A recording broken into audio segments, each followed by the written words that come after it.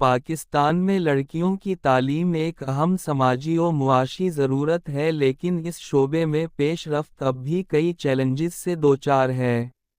حکومتی پالیسیوں، نجی شعبے کی کوششوں اور عالمی تعاون کے باوجود لاکھوں لڑکیاں تعلیمی مواقع سے محروم ہیں۔ اقوام متحدہ کے اعداد و شمار کے مطابق پاکستان میں تقریباً 25 ملین بچے اسکول سے باہر ہیں، جن میں اکثریت لڑکیوں کی ہے۔ اس صورتحال نے نہ صرف صنفی مساوات بلکہ ملک کی مجموعی ترقی پر بھی سوالیہ نشان لگا دیا ہے۔ اسلامی موقف اور عالمی آواز رواں سال اسلام آباد میں منعقدہ مسلم ورلڈ لیگ کانفرنس برائے لڑکیوں کی تعلیم نے اس موضوع کو عالمی سطح پر اجاگر کیا۔ نوبل انعام یافتہ ملالہ یوسفزئی نے کانفرنس میں شرکت کرتے ہوئے کہا، ہر لڑکی کا تعلیم حاصل کرنے کا حق ناقابل تنسیق ہے۔ اسلام لڑکیوں کی تعلیم کی مخالفت کی کوئی گنجائش نہیں دیتا۔ کانفرنس کے اختتام پر جاری کردہ اسلام آباد اعلامیے میں صنفی حساس پالیسیوں، محروم طبقات کے لیے اسکالرشپس اور انتہا پسندانہ نظریات کی مذمت پر زور دیا گیا۔ حکومتی اقدامات اور تعلیمی وظائف پاکستان میں لڑکیوں کی تعلیم کے فروغ کے لیے حکومتی سطح پر کئی پروگرام جاری ہیں۔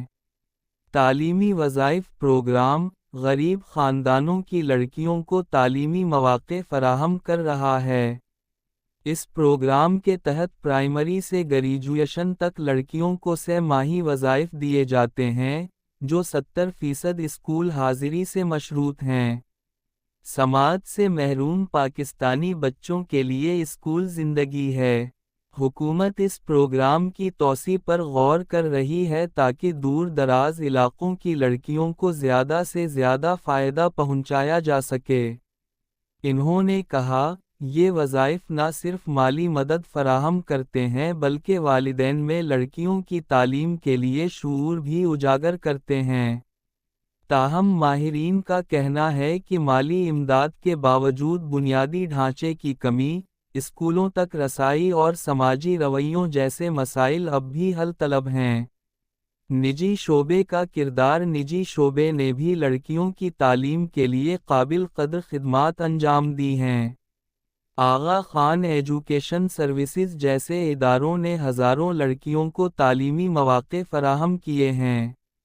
لڑکیوں کی تعلیم کے سب سے بڑے مسائل میں اسکولوں کا فاصلہ، محفوظ ٹرانسپورٹ کی کمی اور خاندانی تعاون کی کمی شامل ہیں۔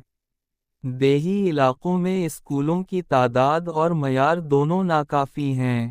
پالیسیوں کو زمینی حقائق کے مطابق ڈھالنے کی ضرورت ہے۔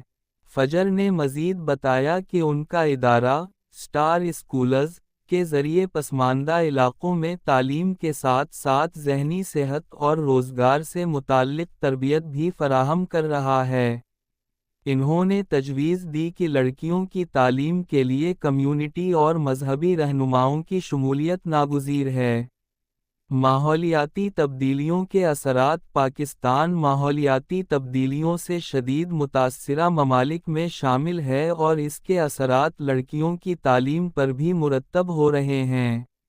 سیلاب اور دیگر قدرتی آفات کے باعث اسکول تباہ ہو جاتے ہیں اور معاشی دباؤ کی وجہ سے والدین لڑکیوں کی کم عمری میں شادی کو ترجیح دیتے ہیں۔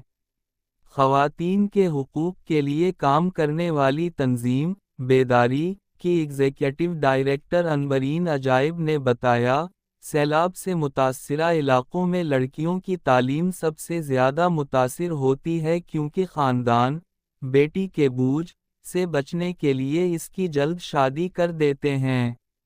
انہوں نے تجویز دی کہ تباہ شدہ اسکولوں کی فوری بحالی، ہنگامی تعلیمی وظائف اور سماجی آگاہی مہمات کے ذریعے اس مسئلے سے نمٹا جا سکتا ہے۔ مسائل اور ان کا حل ماہرین کے مطابق، لڑکیوں کی تعلیم کے لیے صرف مالی امداد یا پالیسیاں کافی نہیں۔ دیہی علاقوں میں اسکولوں کی تعداد اور معیار بڑھانے، محفوظ ٹرانسپورٹ فراہم کرنے اور سماجی رویوں کو تبدیل کرنے کی ضرورت ہے۔ فجر رابعہ نے زور دیا، ماؤں اور مقامی کمیونٹی کی شمولیت کے بغیر کوئی پالیسی کامیاب نہیں ہو سکتی۔ ماہرین کے مطابق پاکستان میں لڑکیوں کی تعلیم کے لیے حکومتی اور نجی شعبے کی کوششیں قابل تحسین ہیں، لیکن انہیں زمینی حقائق کے مطابق مزید جامع اور پائیدار بنانے کے ساتھ ساتھ موسمیاتی تبدیلیوں جیسے نئے چیلنجز سے نمٹنے کے لیے ہنگامی اقدامات اور سماجی شعور کی ضرورت ہے۔ جیسا کہ ملالہ یوسفزئی نے کہا، تعلیم صرف ایک حق نہیں بلکہ ہر لڑکی کے روشن مستقبل کی ضمانت ہے۔